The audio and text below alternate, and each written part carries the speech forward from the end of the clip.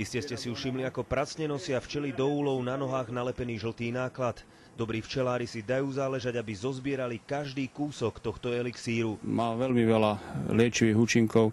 Včely z nej chovajú len kráľovnú. Kto ho raz skúsi, chorý tak skoro nebude. Obsahuje množstvo enzymov, minerálnych látok, vitamínov, esenciálne aminokyseliny, bielkoviny, tuky, sacharidy, pričom všetky tieto jednotlivé zložky sú v dokonalej rovnováhe, aby boli vhodné pre ľudský organizmus. Na chuť včeliemu pelu prišli nielen naše staré mamy, ale siahajú po ňom už aj lekári. Ide vraj o najkomplexnejšiu potravinu 21.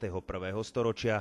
Využíva sa pri ochoreniach imunitného systému, nervového systému, má antibiotické účinky pri ochoreniach srdcovo-cievneho systému, pomáha takisto pri ochoreniach prostaty, klimakterických ťažkostiach, podporuje pamäť, koncentráciu, pri depresiách, poruchách spánku. Dokonca vraj spomaluje procesy starnutia, takže je akýmsi elixírom mladosti. Obzvlášť hodnotný včelí pel je práve na Muránskej planine. Tu máte aj žltý, aj zelený, aj oranžový, aj do červena sfarbený. No a práve rôznorodosť tamojšej flóry vyrastajúcej z vápencového podložia sa vraj podpísala podjedinečnosť a pestrosť tamojšieho pelu. Je to ako keby širokospektrálne antibiotikum. Tým, že je ten počet kvetov rôzny, tak tým aj tie chemické látky užitočné pre daný organizmus sú rôzne. Včelí pel vraj najlepšie chutí s medom, no a dávkovanie jedna malá lyžička pelu zriedená s vodou alebo s medom maximálne 2-krát do týždňa.